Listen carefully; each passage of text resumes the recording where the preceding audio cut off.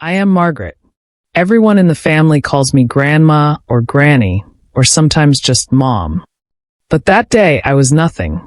I wasn't invited to my own son's wedding. It still feels unreal. My James, my baby boy, grown tall, handsome, full of pride.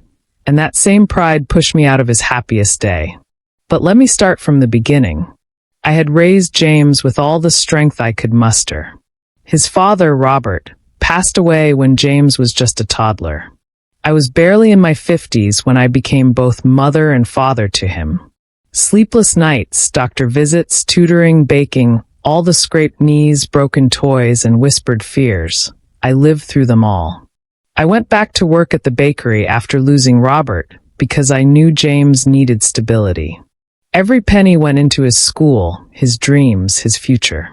We didn't have much, but I made sure he never felt like he did. He loved baseball, hated vegetables, and cried the first day I left him at school. But over time, he grew resilient, determined, and loving, or so I thought. I still remember how proud I was when he got into university on a scholarship. I wore the same pale blue dress Robert had bought me years ago. I cried quietly as I held his hand in the car before he drove away to college. I promised him I'd always be there. That day, he smiled and hugged me tightly. "You're the best, Mom," he whispered into my ear. Mom. I gave him everything I had. Everything. Years passed. He got a job, a girlfriend, and eventually told me he'd found someone he wanted to marry.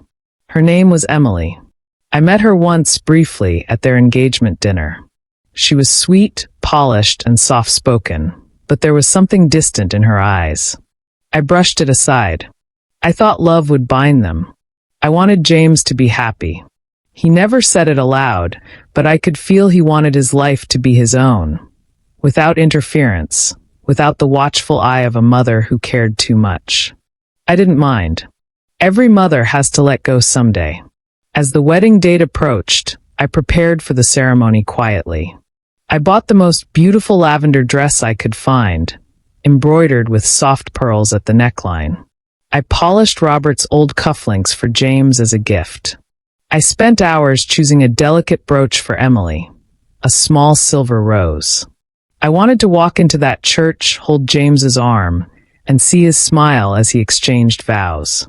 But 2 days before the wedding, the invitations arrived at our house.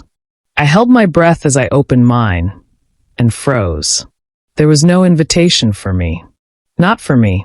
Not for the woman who buried her husband and raised his son alone. Not for the mother who stitched James's school uniforms at midnight and took him to every doctor's appointment. Not for the one who held him when he had nightmares, who whispered stories to help him sleep. Nothing. Just an envelope with James's name and Emily's initials. No address line. No card. I sat on the floor staring at it for a long time. My heart hammered, my hands shook. I called James's number. It rang and rang, but no answer. I tried again the next morning. Nothing. I wanted to believe it was a mistake. But deep down, something tore inside me. That day, my neighbor, Mrs. Clark, knocked gently. She had attended the rehearsal dinner the night before and couldn't hide the awkwardness on her face. "Oh dear," she whispered. "You weren't invited?" Her eyes watered with pity, and I smiled through the pain. "It must be an oversight," I said. But it wasn't. I later overheard that James and Emily had decided to keep the wedding private. Only immediate family and close friends. When someone asked about me, Emily reportedly said, "We want it simple, and some family issues make it complicated." Family issues. I was the issue. That phrase stung like a blade. The weeks leading up to the wedding were unbearable. I woke up every morning expecting James to call. Every night I cried silently into my pillow, the guilt weighing heavier than anger. I tried once more to reach him. "James," I whispered through the phone, "please talk to me." But there was no answer. On the morning of the wedding, I sat quietly in my little living room, dressed in my lavender gown, Robert's cufflinks wrapped in tissue beside me. I traced the brooch with my fingers and whispered, "I love you, Emily, and I hope you're happy." Tears streamed down my face, but I couldn't bring myself to cancel it all. I sat by the window and watched the church steeple from afar. As the church bells rang, I gripped the windowsill so tightly my knuckles went white. I wasn't there. I was forgotten. That day, I promised myself I would remember everything. The laughter that excluded me, the whispers that turned me into a burden, and the silence that replaced the voice that once guided James. What I didn't know then was how quickly the world would turn, how fragile happiness is when it's built on selfishness. And I would witness it all unfold. Days passed after James's wedding.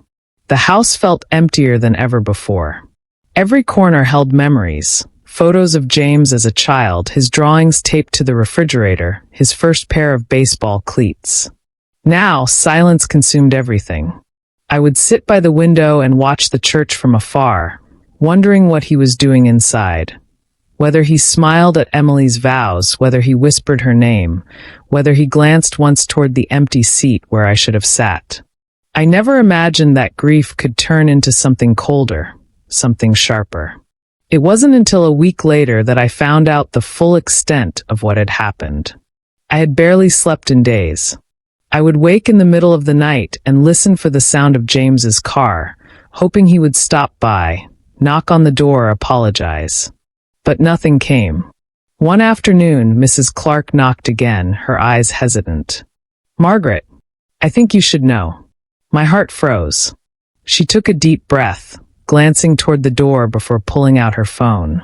I didn't want to say anything, but after what I saw, I couldn't keep it from you. I sat upright, my hands clasped together. She scrolled through her phone and stopped on a video. My hand shook as I took it from her. There it was, James and Emily laughing together after the ceremony. But then the camera zoomed, and I could see something else. Another man stood beside them. His arm brushed Emily's waist. It wasn't just someone standing nearby. It was deliberate. Intimate. Mrs. Clark whispered, "That's Michael, Emily's ex-boyfriend." I stared, my heart sinking deeper than I thought possible. My breath caught in my throat. My eyes couldn't move away from the screen. In the video, Emily smiled too warmly, brushing her fingers over his arm as if memories hadn't been buried, but were being fanned back to life. I couldn't speak. My fingers trembled so violently I had to grip the armrest. "It wasn't a mistake," she said softly. "They planned it. James, he didn't know." The room spun around me. I could hear my own pulse. I whispered, "He didn't know?" Mrs. Clark's eyes filled with tears. It broke my heart. I tried to say something, but I wasn't sure how. I returned the phone without a word. For the first time, I realized that I had not been erased from James's life by simple neglect. I had been pushed out, removed, discarded like old furniture that no longer fit the new decor. That evening, I sat in the dark. I didn't turn on the lights. I didn't eat dinner. The silence was suffocating. I pressed my head to the wall and whispered to Robert's photograph, Why would he let this happen?" Tears streamed down my face. I rocked gently, whispering James's name over and over again. Memories flooded back, his first steps, his laughter, the way he'd curl up beside me when scared. And then came the realization. He had loved her more than his mother. Or perhaps he had chosen comfort over love, the thrill of a new life over the bond that raised him. Days later, the truth unraveled further. Emily and Michael's affair wasn't hidden. There were photos, on social media, tagged friends laughing at private gatherings. Messages leaked. James's closest friends spoke in hushed tones about how blind he had been. I kept everything to myself. I didn't want to expose him, not to destroy him, but because something deep inside me wanted to feel his pain. The betrayal wasn't just from Emily, it was from James. I remembered a conversation we had a month before the wedding. He had brushed off my advice, saying, "Mom, you don't understand. It's my life. I need to make my own choices." At the time, I had let it go. But now, every word echoed like a dagger. He had pushed me away long before the invitations came. For nights afterward, I lay awake, staring at the ceiling, replaying each moment of my life as his mother. I could see how I had sacrificed everything. How I had fought for him, carried him, fed him, scolded him, only to be replaced. I wasn't angry. Not at first. I felt hollow, like the bones of a bird after the flesh has been stripped. Then slowly something shifted. The pain hardened into resolve. I didn't want to destroy him, but I couldn't let this go unanswered. It wasn't just a betrayal. It was an erasure of a lifetime of love. I whispered into the darkness, "You'll learn. You'll see. You'll feel what it's like to lose something you thought would never leave you." That night, I sat with a notebook on my lap, the words spilling out like ink from a fountain pen. Step by step, I began to plan. I didn't yet know how I would confront him, but I knew I wouldn't be silent anymore. It's strange how grief doesn't roar, it whispers. It creeps into the corners of your mind and eats away at you quietly, like ivy wrapping around a tree. At first, you don't even notice. You think it's just sadness. But then one day, you realize it's tightening its grip, wrapping around every thought, every breath. That's how it was for me after I discovered what James and Emily had done. I remember sitting by the window every afternoon. The sun would shift, casting long shadows across the floorboards, and I'd stare blankly at nothing. I'd cup my hands around my tea, but it would grow cold untouched. At night, I'd hear the distant sounds of celebrations, music, laughter, glass clinking. The world went on, but mine had stopped. I kept replaying moments from our life together. There was the time he got sick as a boy and I sat by his bed for 2 nights without sleeping. There was the day he brought home his first broken heart, embarrassed, asking if it was normal to feel so helpless. There were countless scraped knees, tears, victories, and birthdays I celebrated with him. And yet, it all felt meaningless now. It wasn't about the wedding anymore. It was about being erased. I felt like I was screaming inside, but no one could hear me. For days I cried, barely eating, barely sleeping. Then came the exhaustion, the deep, soul-draining kind where even tears refused to come. That's when I realized something else. Pain alone wouldn't teach him anything. If I let the bitterness consume me, I'd become exactly what I despised, weak, bitter, broken. I had to turn this into something else. I had to make him feel, in some way, what I felt, not through hatred, but through truth. It wasn't easy. I struggled with every step of it. There were moments when I wanted to forgive him outright, to call him and say, "I understand. I love you no matter what." But then I'd remember the way he turned his eyes away from me the last time we spoke. I'd remember the invitation that never came. I'd remember the hollow seat where I should have been. So I made a choice. I began planning, not out of anger alone, but to awaken him, to shake him from his obliviousness, to make him see that a mother's love cannot be thrown away without consequence. The first thing I did was gather my strength. I cleaned the house, not out of vanity, but as a ritual. I dusted every surface, polished every frame, and arranged James's childhood photos along the shelves. I wanted him to see, when the time came, that these memories weren't things he could simply discard. They were the foundation of who he was. I started keeping a journal. Every night, I wrote down everything I felt, pain, anger, memories, hopes, and the plan I was slowly forming. Sometimes I'd read what I wrote and feel tears blur the words. But it helped. Then I reached out to people quietly. I called his old teachers, childhood friends. I found the people who loved him once, who remembered the boy he was before ambition and arrogance clouded his heart. I asked questions, not accusatory but gentle. Do you remember James when he was little? Do you remember how kind he was? How he would always look out for others? The answers made me cry. It was clear that he hadn't always been this way. He had changed. And if he could change, perhaps I could remind him of who he was. I thought long and hard about confronting him. Should I call him? Should I write him a letter? Should I show him the proof of his betrayal? Or should I wait until life itself taught him? At one point, I almost gave up. I stood before the phone with his number dialed, my hand hovering over the call button. But then I whispered to myself, no, this isn't about shouting or punishing. This is about teaching him to feel. So I turned off the phone. Instead, I began plotting something deeper. I started to think of ways I could make him experience loneliness, not as punishment, but as revelation. I thought of subtle reminders, gifts that spoke of shared history, letters that expressed love without accusation, chances to reconnect without forcing him. I also thought of letting his own choices spiral into the emptiness he had left behind. It was cruel, yes. But in those sleepless nights, surrounded by memories, it felt justified. I pictured scenarios. A box at his door containing his baby blanket, a note that said, "For when you miss who you once were." A framed photo of the three of us at the beach with a message, "Some ties never break." A voicemail that simply said, "I'm here if you need me." These small things, I knew, would pierce his heart more deeply than shouting ever could. But I also realized that truth alone wouldn't be enough. He needed to feel the silence he created. So I started preparing for that too. I decided I wouldn't respond to his messages right away. I wouldn't be available at the first sign of remorse. Let him feel the emptiness. Let him search. Let him come to terms with the fact that he threw away something priceless.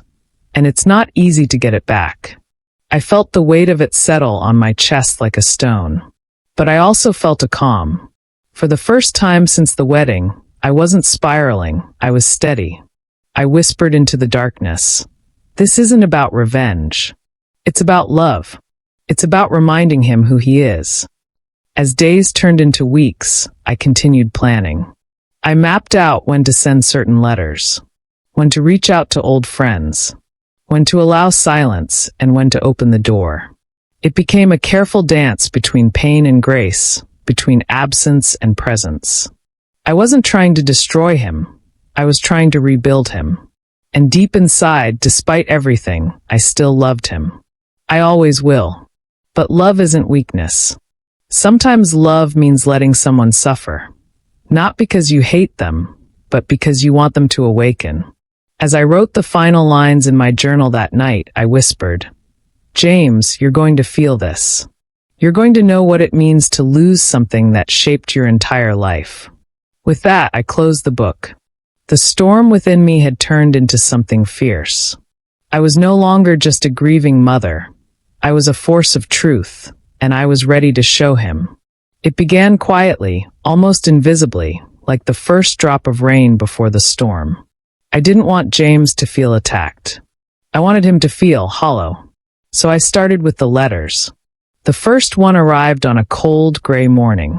I had wrapped it in soft paper, tied with a thin ribbon, and sent it to his office with no sender's name. Inside was his favorite childhood photo, a snapshot from his 5th birthday. He's laughing, frosting smeared across his cheek, his eyes sparkling with innocence. On the back, in my handwriting, I wrote, "Some smiles never leave us, even when time does." I knew he would open it alone at his desk. I knew it would pull at something buried deep within him. I didn't wait for his reaction. Days later, I sent another package. This time, it was a small, worn teddy bear, brown fur faded, one I stitched back clumsily. His first bear. He had slept with it every night until he outgrew it, but I had kept it safe all these years. Along with it, I included a note. "For the nights you felt afraid, but never spoke of it." I watched from afar as his expression changed. I didn't need to see it. I imagined it clearly. A flash of confusion, followed by longing, then pain. The third letter was the hardest to write. It was not about toys, smiles, or comfort. It was about the silence. This time, I wrote openly. "I've always been here. I always will be. But sometimes love doesn't scream, it waits. Sometimes we turn away from what's right in front of us. Sometimes regret teaches what words cannot." I didn't sign it. I wanted him to wonder, who sent it? Was it from me? From someone else? It didn't matter. What mattered was that his heart cracked open. But it wasn't enough. He had to feel more than nostalgia. He had to feel the absence. So I staged it. The first time he called me, I let it ring out. I sat by the phone, staring at it, holding it in my hand before finally lowering it without answering. The second time I answered, but only briefly. "Hello," I whispered. "James?" His voice cracked. I swallowed the lump in my throat, but forced myself to stay calm. "I'm here," I said softly. "And take care of yourself," I whispered, and I hung up. I wanted him to feel the sting, not the comfort of an immediate reconciliation. Let him sit with it. Let him wonder what he's done. Days later, I appeared outside his apartment building. I didn't go in. I stood at the corner, watching through the window. I saw him sit by the table with unopened letters. I saw him clutch his head, his face pale. I wanted him to look. But I didn't call his name. I didn't wave. I simply watched. I turned away before he noticed. But the final act wasn't about watching from afar. It was about confronting him, not with anger, but with undeniable truth. So I planned one last gesture. I flew to his city without telling him. I dressed simply, carrying the last package in my arms. It wasn't something expensive. It wasn't a grand gesture. I flew to his city without telling him. I dressed simply, carrying the last package in my arms. It wasn't something expensive. It wasn't a grand gesture. It was his childhood backpack, blue, with patches sewn on it from places we had visited together. I stood outside his building at dusk, when the lights flickered on and the streets glowed. I waited until he opened the door. His eyes widened the moment he saw me. Shock, disbelief, guilt, relief, it all flashed across his face. I smiled gently. "I brought something you forgot," I said. His lips quivered. "Mom," he whispered. He reached toward me, but I held up the backpack. "Do you want it?" He froze. I could see the battle inside him. Should he embrace me? Should he step back? Should he apologize? Should he cry? He whispered, "I'm sorry." But I gently shook my head. "This isn't about apologies," I said. "It's about remembering who you are. It's about knowing that the people who love you most don't disappear just because you turned away." His eyes filled with tears. He sank into a chair and buried his face in his hands. I sat beside him. For the first time in weeks, I let the silence between us breathe. I didn't lecture him. I didn't list his mistakes. I simply stayed. Sometimes that's all it takes, to be present when words fail. Over the next few days, I stayed. We talked. He cried. I cried. But it wasn't just about grief. It was about rebuilding. We revisited old places, parks, beaches, bookstores where he used to spend hours lost in stories. We cooked meals together, laughing over spilled sauce and burnt bread. We even sorted through old photographs. With each moment, I saw him soften, not out of shame, but because love always finds its way back when given space. He didn't change overnight. But something shifted. The guilt that once consumed him began to transform into gratitude. He started calling me without hesitation. He would sit beside me in silence, resting his hand on mine, and I would feel the weight of lost years melt away. But this wasn't about a perfect ending. It was about the messy, real process of rebuilding trust. It was about showing him that love doesn't abandon, it waits. And that sometimes, in order to teach someone the value of love, you have to let them feel its absence deeply. I still wonder what life would have been if he had invited me from the start. But I don't regret what I did. I don't regret showing him that the bonds we share cannot be severed by pride. It took time. It took silence. It took heartbreak. But in the end, love won. That's how I taught my son to feel what he once threw away. And that's how slowly we found each other again. It's been months now since I stood on that doorstep with his old backpack in my arms. Sometimes I sit by the window and let the evening sun wash over the floorboards, and I think about how far we've come, and how much further we still have to go. But one thing is certain, we're no longer strangers living parallel lives. James and I talk every day. Sometimes it's about the little things, what to cook for dinner, a new book he's reading, the weather outside. Other times, it's about the bigger things, what it means to love without expectation, how forgiveness doesn't erase pain but softens it, and why silence can both hurt and heal. I never force him to talk about the past, but I know he carries it with him. And that's okay. What I've learned is that healing isn't about erasing what's broken. It's about learning how to live with it, how to mend it, how to build something new from the ruins. He's changed. Not because I made him change, but because he chose to. I see it in the way he holds my hand without hesitation, in the way he listens to every word I say, and in the way he smiles when he thinks no one's watching. He's begun to reach out to others with more patience, more kindness. I sometimes catch him helping his friends without being asked, or making an extra meal for someone who's had a rough day. And I smile quietly because that's the boy I raised. But it's not always easy. There are still days when guilt washes over him like a wave. There are times when he apologizes again and again, as if trying to make up for years of absence. I gently remind him, you don't have to carry the past like a burden. You've done enough. I tell him that love isn't about perfect choices. It's about showing up, even when it's hard. Even when pride tries to stand in the way. Even when fear whispers that it's too late. It's never too late. That's the message I hope to leave with him, and with anyone listening. Sometimes people ask me why I didn't rage or scream or tear him apart with words. The answer is simple. I wanted him to feel the weight of his choices without bitterness. If revenge only breeds revenge, it never ends. But if pain teaches compassion, it can break cycles that last generations. So yes, I let him feel loneliness. Yes, I let him ache. But I never let him fall without a hand to catch him. That's what love looks like when it's stripped of noise. Now, when I look back, I don't see only the pain of being left out. I see a journey that taught me the power of resilience. I see how silence can be both punishment and grace.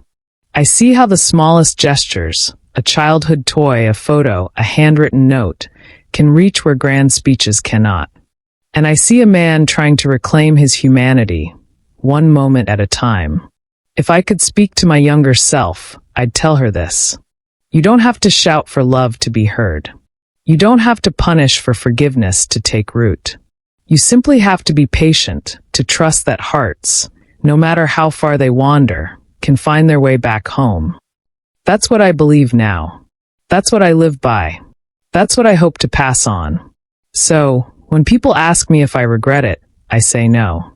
I regret the years lost, yes. But I don't regret teaching love through silence. I don't regret holding space for his sorrow. And I don't regret waiting for him to find his way back. Because love, in the end, is not about grand declarations. It's about staying, even when it's hard. It's about loving when it's inconvenient. It's about holding on, not with force, but with quiet, unwavering grace.